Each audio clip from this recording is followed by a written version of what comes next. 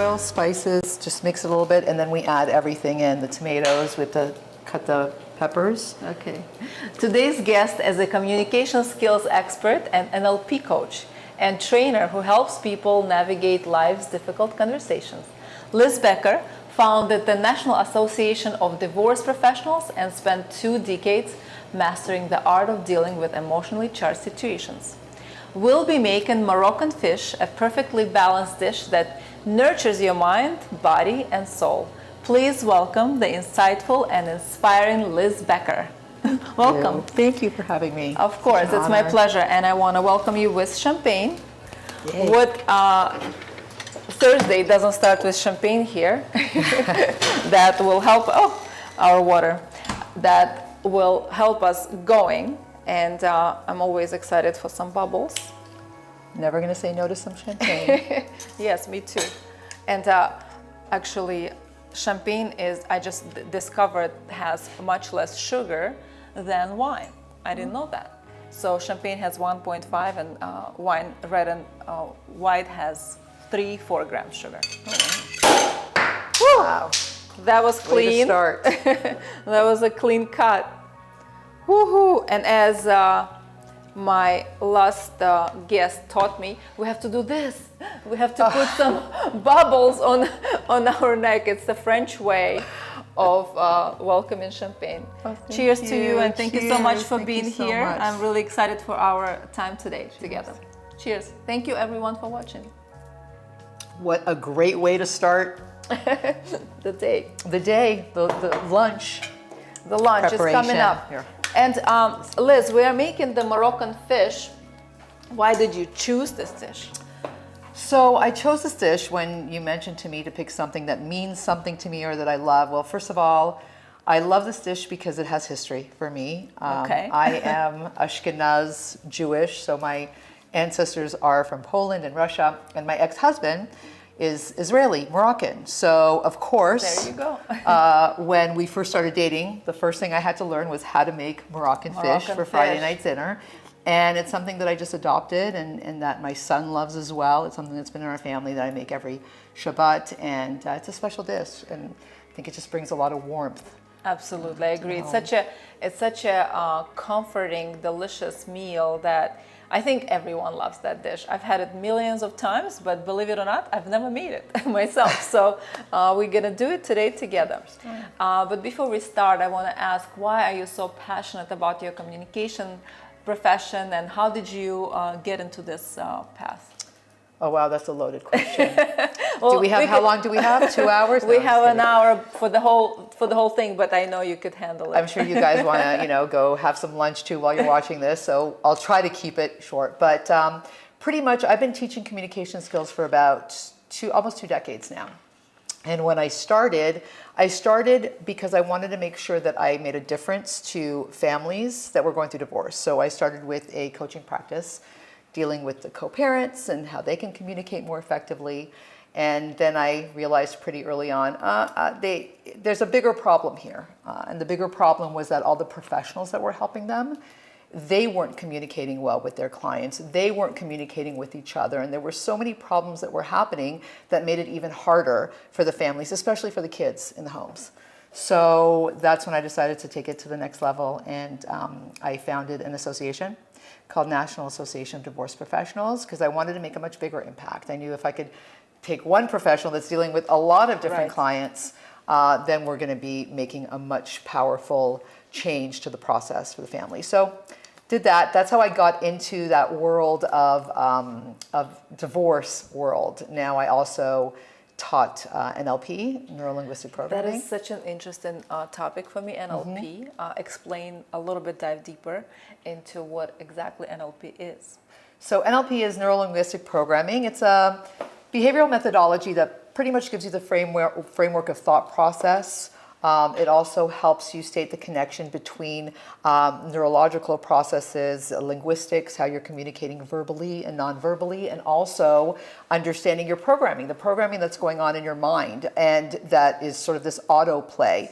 And when you're able to state the connection between all three, that's when you actually understand how your mind works and understand how you can change the outputs, right? The way that you're communicating. Correct. And also the inputs, which is the important part too.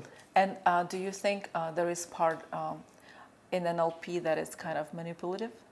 Oh, you're going straight to the jugular. Right. So NLP has been around since the 60s, and It's a very powerful tool. it's a very powerful tool, and it all depends in which way you look at it. Any tool that you can learn, any negotiation tool, any communication tool that gives you the ability to understand how your mind works and understand how somebody else's mind works can always be used to manipulate. I mean, we see it on commercials, we see it in internet, we see it now on social media, in every ad. Convincing someone it's correct. into something, yes. Exactly. It's all in the way that that message is getting to you that is going to be able to sway in how you respond. So it really lies under intention. What is your intention to use it? I found NLP to be incredibly powerful to use for the good, and that's what I choose to do. And I would hope that you sure do. I met Liz when I was hosting an event for United Hatzala, and Liz was the guest, a speaker at the event, and we all were blown away by her communication skills, the way she delivered the message. And it just was so wonderful to watch how beautiful she tells her story, and it's just so impactful and powerful. And I fell in love with her since that day. And when I asked my daughter who was her favorite person she met that weekend, we met a lot of people, she said Liz. And I was proud of her because Liz is a really special woman, very powerful, and she brings so much to the world. And I'm so impressed and proud of you. Thank you for that. Thank you. And the feeling's mutual, by the way. Thank you. I want you to know that too. Thank you. We're going to start our fish and then continue talking about it. Before we begin, I want to show you, I already peeled our tomatoes. It's very important to peel the tomatoes. How you do it, I'll show you quickly. It's super simple. So I have this hot water here, and don't forget to swipe that QR code for the recipe, and you have all the information there. So you could take any tomatoes. So I have, I'll take maybe the smaller one because it's a little. So you have to blanch the tomatoes in hot water. You don't have to boil them, but you just, make sure they stay a little bit in the hot water so that loosens up the skin, and they peel so easily. In the beginning, you think, when you have never done this, you think, oh my God, this is such an annoying process, but I love it. It's actually so satisfying and so relaxing. It's actually a really nice process. So don't think that it's something complicated and annoying. It's actually opposite. I remember my grandma used to do that all the time with tomatoes. Let's see if they're ready. If they're ready, they're just gonna, not yet. So we're gonna cover it for a couple more minutes. And while this is doing, we will start with our sauteing the pan. So you tell me what I have to do, and I'll be your sous chef. Oh, lovely. Well, I would start with just putting some of the oil. I think it's about 6 tablespoons around 6 there. tablespoons of oil. That you would put in there. I actually really, really love this olive oil. I just discovered. I went to this really cool store, the Proper Sausage in Miami Shores, and they have really good quality products. And I really love this oil. It's really fruity, actually, not grassy, and it's delicious. So we're gonna put enough oil to kind of cover the pan. So this is about right. Yes. We're gonna be adding some more so oil good for you. later on too. So. And then we're adding our tomato paste and or the garlic. The paprika, you can add the paprika and the salt and just mix it a little bit for the aroma. So you actually start cooking the paprika, which makes a difference. When you throw paprika dry like this, it's kind of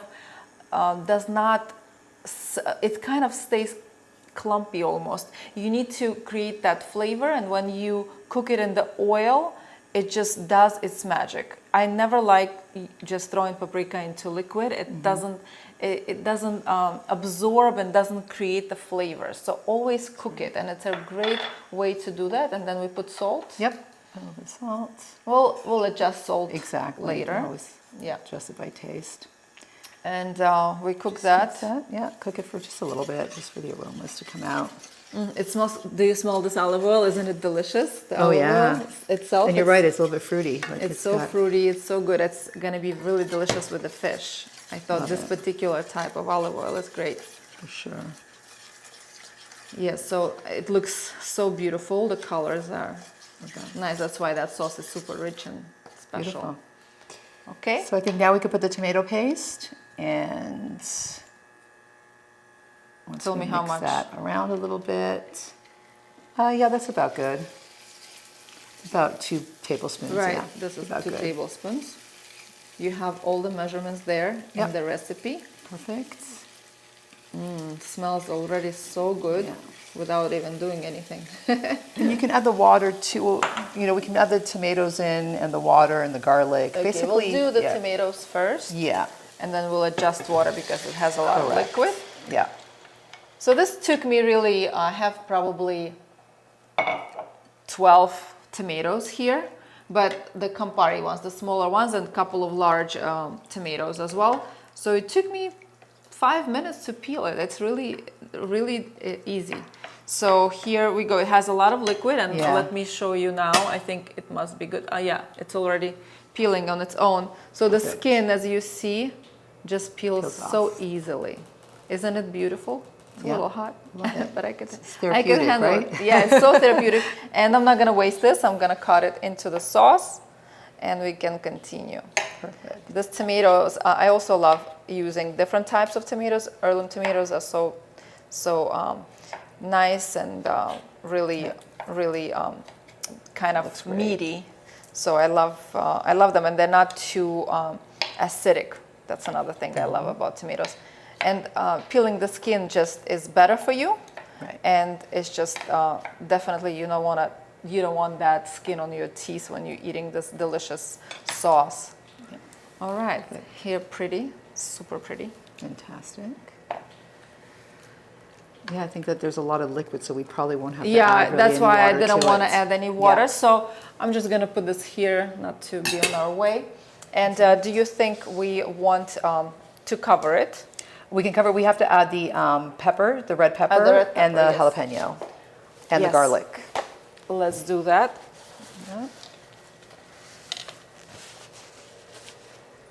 Oh, so while I'm doing this, I want to ask you this question. Why do human beings find it so difficult to communicate effectively? Oh boy, good question. Well, I think that there's so many different answers to that. But one of the biggest problems that people have when they're communicating is that they're constantly focused on their own thoughts. They're focused on what they want to say. They're focused on how they want to say it. They're focused on what they want the outcome to be. Like this or Oh, perfect. like this? Yes, that's perfect. Sorry. No, that's perfect. Okay. They're focused on all of these aspects about themselves and their communication. And while doing that, they are missing a wealth of information and a whole other world about how the other person is communicating. So I think that that is one of the biggest problems in communication, as well as people don't understand that when you communicate, you're in a dance with somebody else. You know, what is really communicating? It's exchange of information. And as long as you are sharing your information, the other person's accepting it and then sharing it back, then you have this open communication going.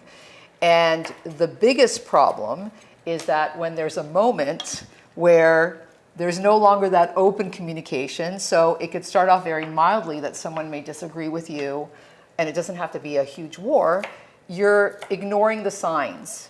And then you continue onward with whatever it is that you're trying to express. And that is what causes the biggest problems, is that those two people are not focused on the others. They're focused on themselves and what they're trying to get to. And listen. How do you work that ego? It all comes from ego, I think, and that's why it's very difficult, because you always think, for the most part, humans think that they are the ones who are right and the other person is wrong.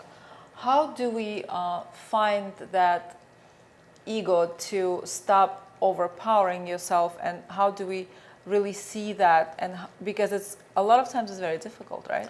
Oh, well, listen, you can't get rid of ego. It's part of you, right? That's who you are. There's everything that you're going to do. But you can work on it, I think. I think what is a better way to look at it is emotional state management, because our communication stems from our emotional states. So the way that your outcome is going to be, the way that you speak to someone, is ultimately behind that communication is the belief about whatever it is you just listened to or heard, or the belief about what you're trying to communicate. That will ultimately elicit a certain emotional state in you, which is going to decide what your behavior is going to be, right? So if you learn to have more control over two things, and that's the first thing is the beliefs, that'll automatically help you control your behavior. But if you have control of your beliefs and you have a little bit more control of your emotional states, like what that belief means to you, then you automatically will see changes in the way that you communicate. You won't have to consciously think about your ego or not. It won't even be about that. It will be simply more about what is the beliefs that's driving this, what's important to you. You know, we live in a day that's extremely polarized in every aspect, whether it's politics, whether it's instant gratification, whether it's relationships, everything is very drastic. And that is a problem because we are all speaking and communicating from our emotional states that are very driven, and they're usually driven by other people, not even ourselves, right? It's by driven what somebody else wants to shoot at you, whatever post you see in social media. So yeah, I think all of that it's super overwhelming.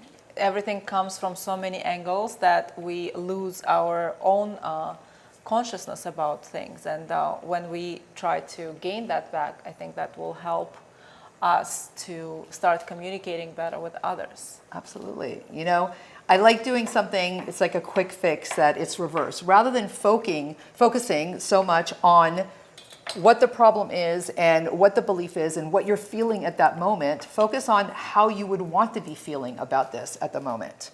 And then you can figure out very easily what belief that would be, what's needed. So sometimes you got to go reverse. There are quick fixes to things all the time. There's great long-term tools and ways in well-being, both health and mental, but there's a lot of really easy quick fixes that if you do them continuously, they become part of your programming, part of your patterns. I love that. There's so much to learn from you. You are so wise and so brilliant in so many ways, and it's just I just want to be near you 24/7. You can't to keep learning. What are some of the biggest communication mistakes people make during their divorce? Oh wow! I mean, sorry, before you do that. Sure. How do I cut this? Just slices. Yeah, you can put about round five slices. round slices. Okay, Then yeah, you can put you about can 5 or answer. 6 Yeah, slices. thank you. I know I'm paying attention. When you talk communication, I can't focus on cooking. I'm trying. Also, after a certain age, I'm trying my best here. the focus shifts exactly. So, in divorce, clearly, when you have a couple that is going through one of the most challenging changes in their life, they are going to be overwhelmed with that emotional state, which is what I'm talking about. And there very, very rarely is logic involved in their decision making. It's usually directed by that emotional state. So when I decided to start working with divorce professionals, not just the clients, the people going through it, I knew that that was really primary for the professionals to learn. Because if a professional doesn't know how to communicate effectively with their divorcing client, how in the world can they expect them, that they're going through this process, have everything to lose, be able to manage their emotional states? So I think that that is the biggest challenge that they have, is being able to separate their decisions from how they emotionally feel about their future ex. That really jades them and makes them make very poor decisions for their children. But if they have a team of incredible professionals, and it doesn't matter whether it's the lawyer or the realtor that's helping them or the mortgage lender that's helping them or the mental health, but if they all have these communication skills to be able to manage a better experience, then at the end, they will follow suit. They will understand. They will be able to calm themselves down in the long run. So that's why I started a certification program with my company called Certified Divorce Specialist for that reason. So exactly. if you need help how to properly communicate and make your divorce as seamless as possible, you can contact Liz. And how can they get in touch with you? Well, if you're a professional, if you're the professional helping them, then you can contact me. If you're someone going through it, then you want to go to the NADP.com or Certified Divorce, CDS training, and look for professionals that have gone through these trainings that are equipped. You want to be really careful in who you hire when you're going through divorce. This is so true, because I think divorce in America could be such hell that both parties go through, and it could be a very long process and very stressful, and it costs all their savings. And I think it's absolutely ridiculous to fall into that instead of actually making some logical decisions and finding help from professionals like Liz, and making things much easier, because in the end of the day, your ego again want to damage the other person, but in the end of the day, you damage both of you and the child, and it's just a really poor decision in the end of the day. And I think for me, when I divorced, I just left in a good conditions. I don't want anything, and I just want everybody to be happy, and I don't want my daughter to suffer. It's just, that person, we both were, in each other's life, and we have to respect that time. And I think it's just not a good thing for yourself first to put someone through hell. And I think just doing it in a civilized, very, very proper way is the best way to go. In the end of the day, it's not good for anyone, especially you. It doesn't worth your peace of mind, your health, and it's just time consuming, and it's just stupid. 100%. And clearly, I mean, I've known you for a few months now, and one of the things that I loved about you when I met you is that you have a very high EQ, aside from you're brilliant as well, but you really have this, and some people have it innately, or some people have it because of the life that they had and the challenges that they had to deal with, right? We can all, there's no set rule of however you're raised. Yeah, there are tendencies that if you're in a more challenging environment, you're more susceptible to having challenges as you grow older in life. But there's also so many people that go through struggles and they have this really high EQ, and you know to handle, and that's what led to you being able to handle your divorce. You were able to look at it not based on your ego and any of that, but on the basis of what's best for everybody to move forward with and have good emotional state management. So most people don't have that, and that's why it's so important that when they are looking to hire somebody for their divorce process, there's certain things that they really need to pay attention to. They need to pay attention to when I'm going in for this interview, how is this professional communicating with me? How are they asking me these questions? Are they answering the things that I want to know, right? Are they able to give me manage some kind of expectation for me? It's very important. Do they have any special training in certain areas of divorce, especially if they're not a lawyer, right? So these are things it's everybody's responsibility in the process to make it better. The person going through it should do their due diligence, right? I think a lot of times society people think that if you hire a professional, they could fix your problem. You always have to start with yourself. You cannot trust everyone, just give yourself, it goes in every direction with doctors, you have to take charge of your health, of your situation first, and then, make those decisions what are best for you. And I think people just want that quick fix, and that's the problem, that they don't dive deeper and see what's better for them. Yeah. So absolutely. There again, you have Liz for that. She is just really, I have not been in love with someone so much for a while. You are just one of the most special, wonderful women I've ever met. Really, really. I'm just really blown away, and grateful that you are here and you are in my life. I'm very, very fortunate. I also want to speak about the book that Liz edited and published. This is a very special book. I get goosebumps. It's called The Little General, and it's a legacy story, the memoir about Liz's father, who is a Holocaust survivor, and it's his story. and it's such a touching and wonderful story that you just, when you read such stories, you realize how fortunate you are, what you have, and these people, what they went through, it's another level, and their belief and their resilience saved them. And I want you to talk a little bit about this, and especially what happened after October 7. Sure. And we all know how anti-Semitism is on such rise after October 7, and it's really sad to me because I thought we overcame all that and we developed and progressed as humanity, but it just showed, the world showed that how backwards we are. It's really, really, really sad.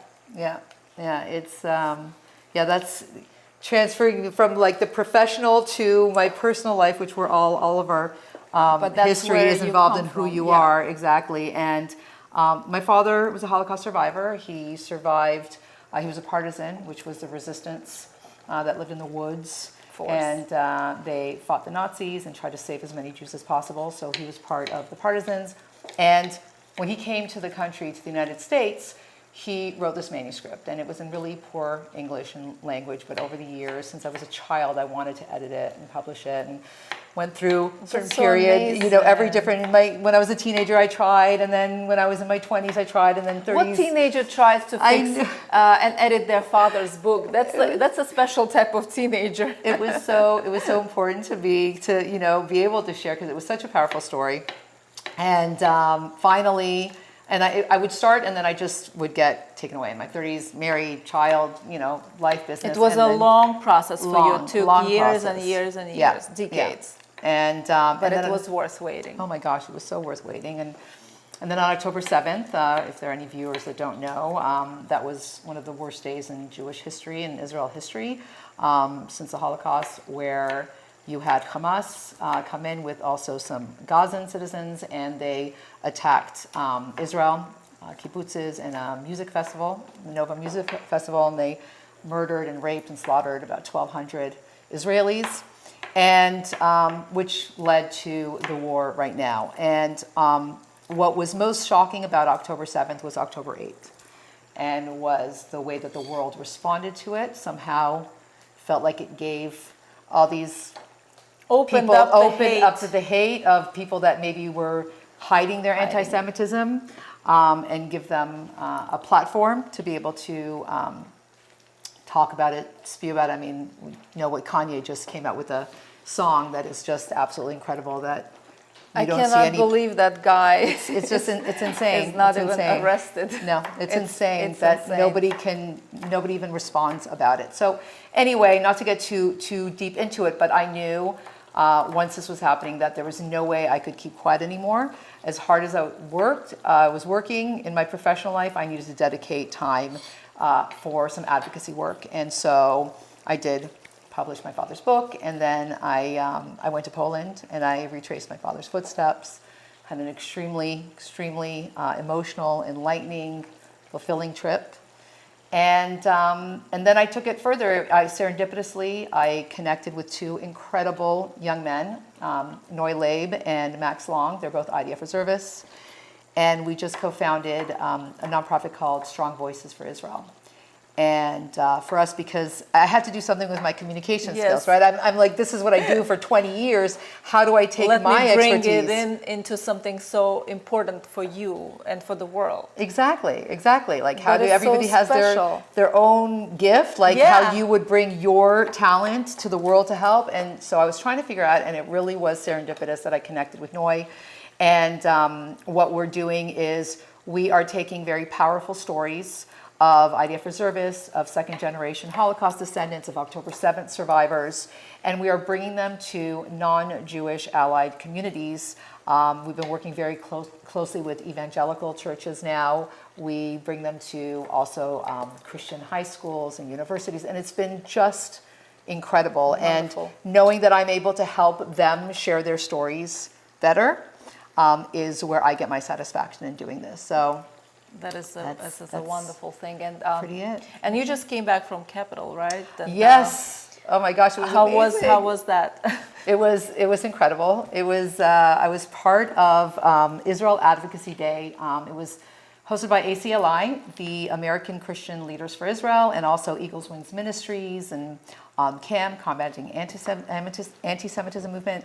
So they put on these 3 days that was just incredible, where we had about 300 pastors and rabbis all working together to go up on the hill and go meet with different House representatives and really just advocate for what's going on and what's needed for Israel and to fight anti-Semitism and to bring the hostages home. I mean, we just got Idan Alexander back, but there's 58 more hostages there, and we need them home. The war would be finished if we had those hostages home. Every time I think about it, it just gives me such a terrible feeling, such sadness and devastation for people going through such crazy things in 2025.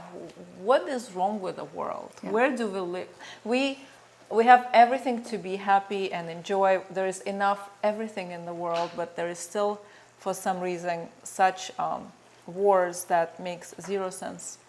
Yeah. So thank you for doing all that work and trying to change as much as possible. We all got to play our part. Like I said when we started talking about it, everybody has their talents, everybody has their abilities and what they can do and what brings them satisfaction. Whether it's something material, that's fine. That's, to each his own. But the world needs people to start doing more.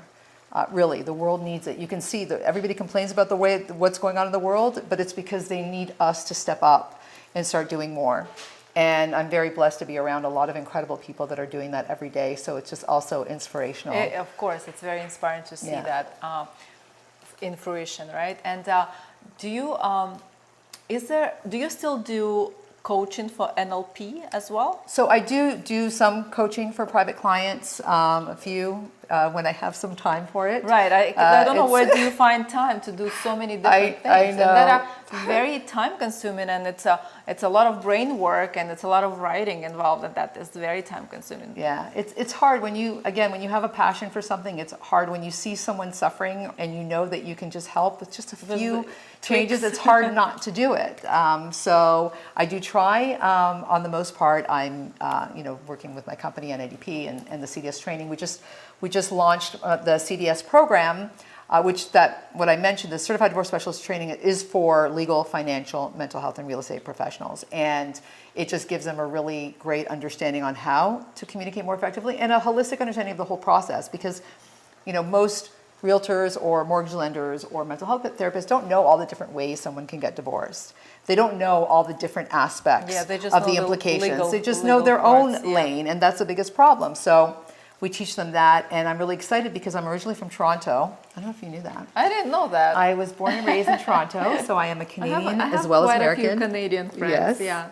Yeah. And we just launched our program in Canada, meaning we have Canadian CDS designees, and it's really exciting that I get to now do more there. Exactly. That's so special. That's incredible. It's a lot of that. So I'm focused on the NADP, CDS, and of course Strong Voices for Israel. So those are so I have no life, basically. No life. That is your life, right? That is your life. I want to ask you, how's our sauce doing here? So we have all of these ingredients sauteing, and it's looking good. I'm going to taste for the seasoning. I have another spoon there.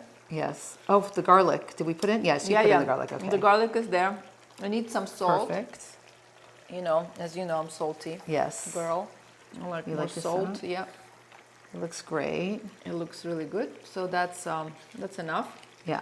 And I cut this garlic for later for our mixing, right? We're gonna need to mix. I would mix it a little bit more so that it's not so because it's just no problem. I could do that. Yeah. So how we do that? So since I cut the garlic in the wrong way, so I need to chop it really small. So I'm gonna put some salt on it, and while I do that, it's gonna release all the water, liquid, and when I start chopping it with my big knife, it's not gonna fly away all over the place. If I did without the salt, it's gonna fly. So this releases the water, all the liquid from the garlic, and the garlic stays here on the board instead of on the floor. So here, how you can fix your little mistake, like me, I like I said, I've never made this fish, so I didn't know how to chop the garlic properly. So you have to chop it really finely. So that's how we do it. Yeah. I learned that from my mom without even asking her, but I always saw she's done this when she was cooking. She'll put salt so the garlic doesn't fly. I was like, wow. Oh, I learned She something new she now. never taught me how to cook, not because she didn't want to, because I wasn't interested, but by watching, I guess something sink in me, you know. So that's how it works. That's great. Yeah. Now So I here know. we Now are. I know how to do it. Yeah, very easy. Don't forget that, you know, because garlic has that sticky liquid and like the stickiness in it. That's why when I make my sticky marinara, when I smash the garlic, all that stickiness comes out and it becomes really sticky, good marinara sauce because of that Moisture. moisture that garlic has inside. Love it. So Perfect. And so we have this really beautiful salmon here, and I left it like this for you on display with skin on, but we're gonna remove the skin because we don't want the skin to become soggy and make our dish too fishy. And I get this fish from a local fish market. Brad is the best. He delivers, you know, anytime you need. So it's called Catch Specialty Fish Market. If you want really good, high quality fish, call, and even if you can't go there, you will be sure they will deliver the best fish for you. So I'm gonna cut a few pieces here. We have, see our beautiful Ora king salmon. Beautiful. Okay. So I'm gonna remove, I have this fish knife, my Japanese fish knife. Wow. It's all about the knife. Yeah. So let me see. I beautiful piece usually of don't salmon. do this on camera. I know it's not the attractive part Yeah, of it's not the attractive part at all. exactly. Yeah. I actually hate doing this. Yeah, This is it's the not, part it's that not I really fun, dislike. but you I know. decided to still do it. I mean, it's not, when you have a good knife, it's not that hard. Joseph, I need you here. Joseph is the best. Is he the one? Oh my God, he could do any fish like in seconds because he's the master pro of the fish. Well, it's a great knife, I have Yeah. to say. Yeah, this is from Japan. I brought when I was traveling this fall. So this knife will help to make this my life easier. Yeah. Move this. Yeah, maybe you could. I can give you a little spoon here. Maybe you could taste it. Sure. So With my light colored jacket, when I make Be careful. when I'm making Moroccan fish, I'm like covered I have from good head to stain toe. removers. Don't Yeah, worry. Yeah. Very How good. is it? Perfect. Perfect. The seasoning is good. And perfect amount of spice. I mean, I didn't. for me, I'm not like I know not you don't like hugely very spicy. For me, it's not. But No, exactly. It's But gonna I'll be add. super mild for I'll you, add, and yeah. it's like it's good for me. Yeah. Like I don't need to chug water right now, so that's a good thing. yeah, everybody has their, you you know, have, like, a little amount. Yeah, plate I that do. we You can could just put- put it yeah. here. Yes, thank you. Put this here. Very good. Yeah, I think that the sauce is. gonna So be is ready this for the book fish. available for purchase on Amazon? where Yeah, people and can it's on buy this? Amazon. You just have to look Little General, The Little General by Robert Bullock Becker, and all proceeds are going to Strong Voices for Oh, Israel. that's So, incredible. Wow. yeah, and it's a easy read in the sense that it's not. I didn't glamorize it or glorify it. I just basically made my father's words legible. So it's a very real tone, like a diary, let's say. And very fascinating stories in it, I can tell you that much. So, yeah, super powerful. And the crazy thing about the story is right before I published it, you know, I always thought that my dad wrote it to just share his story. My father was a very, his name was Cowboy Bob later on in life. He wanted to be a cowboy and a farmer. Aw. He just was a really tall, 6 foot, like he was a man's man. And right about 3 weeks before I was publishing it, I had written the foreword, and my mother came into my office and she said, "Did you know why your father wrote that book?" And I said, "To share his story." And she said, "No, he wrote that book because he went to a therapist when he first came to the country, and the therapist recommended that he write down his memories." And I was in shock. not gonna lie, got a little teary-eyed, and it completely changed the perspective for me of the book, especially in the industry that I'm in. And it was just a whole new meaning, that to think that my father actually went through that. And then I understood, because my father never had a problem talking about his experience, ever. And which was a blessing, because so many of the survivors, you know, some would talk about it. Huge and so trauma. Many, correct, huge trauma. I never want to talk about it. And I know I have friends that have grandparents that were Holocaust survivors. They know nothing about their grandparents' experience, which is terrible. And especially now that there's so few of us that are second generation, which is odd for me. All my friends had grandparents, not a parent that went through it. So it was just a whole new meaning to the book, and made it even more, give me more pride in publishing it, knowing that that's what, it gave him therapy to tell his story. So it gives me therapy. Yes. You know? Yes, absolutely. Really. And when I watched the documentary that my previous guest, Augustin, he won an Oscar for it, and it's about that Holocaust survivor. Have you watched that story? I know. I watched a clip, the lady number 6. That's right. I please, if you still didn't watch that movie, watch it. It's just going to change your life. This is an absolute beautiful story of this incredible woman. She was 106 or 109. Something. She lived such a long life, and I know why. When you watch this movie, you will understand, and you will start thinking differently and positively, and you will change your life. This movie is very mind-blowing. As a Holocaust survivor, what she went through and how she went through it, and how she actually managed to survive. It's absolutely astonishing story. So our sauce is ready, and we're gonna put the fish. Correct? Yes. Do we season it as well a little? So what I would do, we'll put the fish in, and then we just cover the fish in the sauce. Okay. We add olive oil. The olive oil we'll add after. And we just have to cilantro? do separate. So cilantro, and if you have parsley, if not, you don't have to. You can do just cilantro. I have usually parsley in my fridge. I'll add it after the show. You don't have to. Yeah. I normally do just cilantro, but it tastes good with both as well. Okay, yeah. If I people love prefer it. As more herbs, the better for me. You can either chop it or put it in fresh. It's totally, those are things that are your own preference. And then separately, we're going to take a cup and we're going to add some oil in it. We're going to add paprika, and then the minced garlic, just a little bit. That's our plate here. So we're gonna do that. I would put a little less garlic. Garlic, yeah. Just take out a little bit less, because that may be. Yeah, I think that's good. Okay. So we're gonna add more olive oil here. Yeah. This is gonna go on top of the fish after it's cooked, correct? And in the right at the beginning. same time. Yeah. Okay. Pretty much at the beginning, we're gonna just put the fish in. And in the recipe, you see there that it says put it under the broiler for a few minutes, but it's up to you. You could broil, you don't have to broil. We're not gonna broil today. I think it's fine. You could do it on stovetop. It's gonna perfectly work. And we have to put the chickpeas. That's right. I forgot about the chickpeas. So here we need the paprika. So again, we wanna mix it into oil. Mixing this type of spice into the oil, it kind of smoother. Yeah, just throw it in there. Perfect. And so these are paprika cooked chickpeas, and what else did we need to put here? Anything else?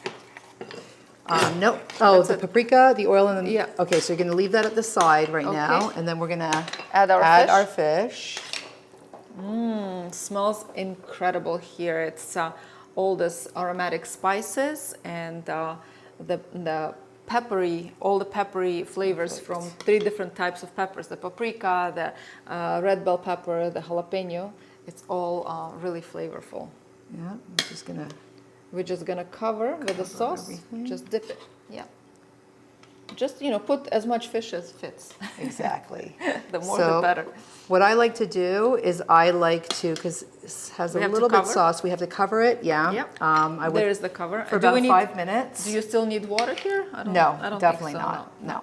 Perfect. I would leave it for about 5 minutes. And then we'll add this, we coat that, and then we cook it probably for about another 15 And I'm 20 going to chop some cilantro meanwhile.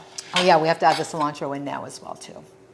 How was it to publish that book? Was it like a whole big experience, or was pretty quick? No, I just did self-publishing. Nowadays, it's so easy to be able to do that, thankfully so. So I just made sure that I edited it myself, and then I had someone review it, another editor review it, make sure that it was done properly, and then format it. And I used a publisher to self-publish, but you know, there's so many different ways that you can do that now.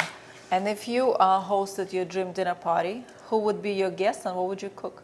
Oh my gosh. Okay, I'll say something that would be like a complete dream, and that would be to have Hitler at my dinner, and I would serve him poison. So that would be my ideal. All jokes aside, yeah. All that I would, right? That would be the best way that I could. Yeah, and maybe society. nothing would have ever happened, right? Right, exactly. But if we would go on a positive route, what would it be? Positive route. Oh gosh, there's so many amazing people that I would let's want talk to about have. amazing people. Yeah, right? You know what? I would probably say Golda Meir. I thought she was such an incredible woman in history and leader and powerful and humble at the same time, right? To be able to balance that strength and being humble as well and not really caring about what people think. I could use a little bit of that, right? I think it's very important to stop thinking what other people would think about me. You just go and do what works for you, what you think is, as long as it's good intention, right? Yeah. Well, I think it's like context, right? So everything, it's one thing in NLP that we learn, which is very interesting and also in general. Anything could be good or bad. Any behavior could be good or bad. Any way of processing reality could be good and bad. The key is really knowing when and where to be that specific way, because you can't really not care about what anybody thinks at all times. That would be, you're a narcissist and you really just don't have a good view of the world that way. But you have to know how to balance it. You have to know exactly when it is that you have to step back and not care so much. Yeah, this is what I was talking about with my daughter. I said there's one very important quality to develop in life, to know your place. A lot of times you will be in a situation where it's your turn to shine, and you would have to feel it and be in that spotlight. But sometimes, a lot of times, somebody else will be there to shine, and give them that place. Do not overpower. Feel that situation. Always think before you speak. Yeah. Because a lot of times, whatever you just was gonna say after a few minutes is not relevant anymore. And when you wait it, you realize that is good that I didn't say that. Always think, always observe the situation, the whole situation, and let other people shine. It's not always about you. Absolutely. There's so many ways of you shining indirectly by doing that. Exactly. And even shining, I like internal shining.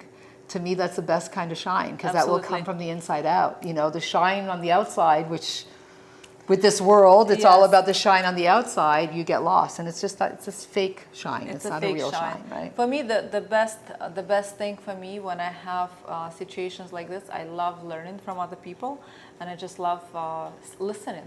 It's my favorite thing to do when I know this person has so much to share, and I can learn so much more than by speaking. It would be not as impactful. Actually, when that person speaks and I can learn, that would be so much more interesting and impactful. So yes, true. always know your place. It's an important skill, actually. I don't know, for some reason I've mastered that one. You really have. And it's funny, I used to teach a parenting course years ago, and I would say, and I still do, that we can learn more from children than they can learn from us if we just do that. If we just really learn from them, listen to them, rather than trying to guide them all the time. I mean, you have to guide them clearly, but just to understand their behaviors. There's so much more that we can learn. So it's the same way as an adult. Yes, exactly. Basically, spot on. Basically, educate yourself, be better, and the kids would learn from you by your example. Yeah. So we're gonna try the fish. No, we're not gonna Yes. try the fish. We're gonna put that. Correct. This is looking really perfect. Yeah. I see that the fish is just. Getting there, yeah? Yeah, it's Perfect. You can, for some people they like it not fully cooked. Yeah. So this is already good. So we're gonna add all that on This top. we put on top of the fish, Yeah, on exactly. top Just of rub the the fish, fish yeah. with it. Oh my God, I just love that extra flavor that we're Yeah. going for. Oh, The it's so good. garlickiness, the paprika, the olive oil, all of this smells absolutely incredible. What other fish you think you could use with this dish? I have actually in my fridge flounder that I love, and I think it would be really good with it. Yep. And I thought maybe we'll make, I'll make another portion after this with flounder. You can And actually just yeah. use the sauce. If Yeah. there's sauce left over, I've Yeah. done that before, and I kept it in the fridge, and then I just Perfect. cook I cook a different fish in it. Exactly. Grouper, I've tried. Mahi mahi, I- right? This type of Mahi mahi's could be- okay. It was okay. The grouper was the best. I've even tried sea bass, but that was too flaky. No, It's sea bass is it not gonna wasn't- work Yeah, for this. I tried so many because originally. Have you 20 tried years ago- flounder? I tried flounder. It was And delicious. sole Yes. would work also very I don't well. know. I don't know if we tried sole. If I tried sole, I tried a lot of different ones It's because similar at to first flounder. Yeah. it was like tilapia. Is what we Yeah. used, and then I'm Yes, like, no, I'm not doing terrible. tilapia. That's terrible. It was like 20 Don't years do ago. til- No tilapia. don't do tilapia. So tuna also. You can do tuna. Oh. I've done tuna steaks in there. That comes out really well. The sauce is great for everything, really. Oh yeah, that sauce is Yeah. magical. And what are exciting projects or goals are on the horizon for you? Exciting goals. Well, goal professionally as far as NADP and CDS is expanding more in Canada, of course, and across the country too, doing a few in-person trainings. And I do corporate trainings for law firms as well for their staff. So that's in the horizon here. And then with Strong Voices and my advocacy work is getting as many speakers in these churches and Christian schools for them to really understand what's going on. That's on my horizon. Just keep going forward. going and Exactly. to And keep hopefully taking a growing. trip to Israel soon. Yes. My son is there now. I So would really. Is he? yes, he's on something called Birthright. I don't know if you're familiar with it. It's a trip for Jewish children that don't live in Israel, that they're allowed during a certain period. I think it's from age 20 to 30 see something. Don't their quote me on homeland, it. their Yes, roots. to go visit Israel, and That's so nice. it's incredible. It's a program for that. I did that for my daughter without any program. I just Yeah. thought she needs to see her Good. roots and my son. Exactly, I took them exactly. to Armenia. Yeah. And what do you think this would pair with well? Oh, there's so many things. You can do couscous. Usually, I personally like just, because when you have Shabbat dinner, this is the appetizer. This isn't the main meal. No, So you okay. always have like fish to begin with, and then after you'll have meat and chicken and all of that. And we don't mix on the same plate fish Right. and meat. Yes. So This is right. you don't really accompany it with anything other than I would have at the table. I always have the table homemade challah. And Homemade challah. I do. I love homemade Yes. challah. And my friend Paulina made it last Friday. She made Shabbat dinner. It was so delicious. nice. Thank you, Paulina. We still talk about your challah bread and the meatballs. They were so delicious. So our beautiful Moroccan fish is ready, and I'm ready to serve it. It's fantastic. It looks delicious. Let me do that. I have our plates here, and I can't wait to taste it. I wish you could smell this, guys, but this is such a beautiful, easy dish to make and so satisfying. And look how gorgeous, colorful So that is. good. I'm gonna add a little more peppers here.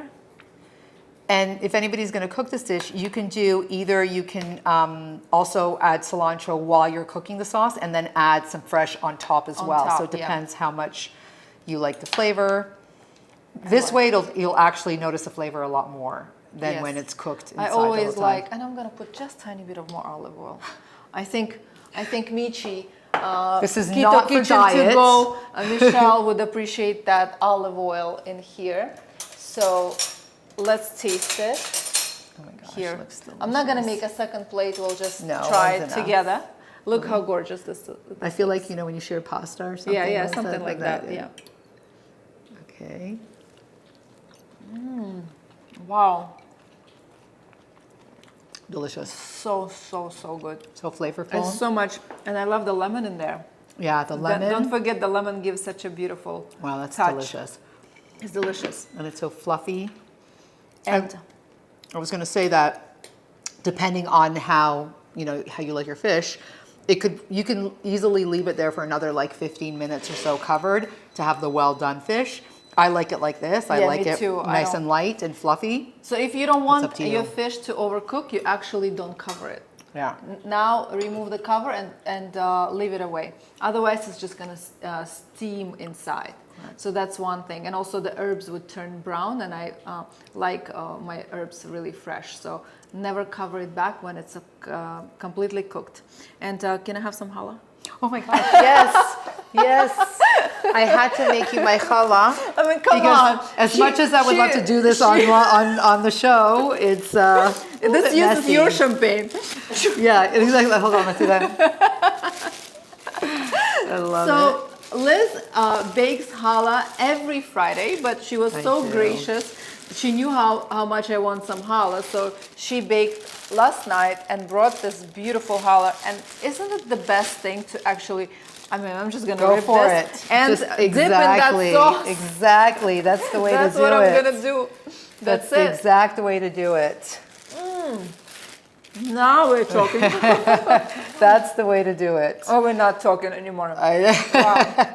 It's anyway, this was so much fun. Thank you, Liz. Oh my gosh. I want to thank you all for watching us. This was a wonderful, wonderful show, I think. Yes, and I'm very happy that you were here today. Thank you for sharing your path, your story, and your mission. That you have such a huge mission, and you keep bringing more and more. And do not forget to QR code. Scan. I forgot the word. To scan. Sorry.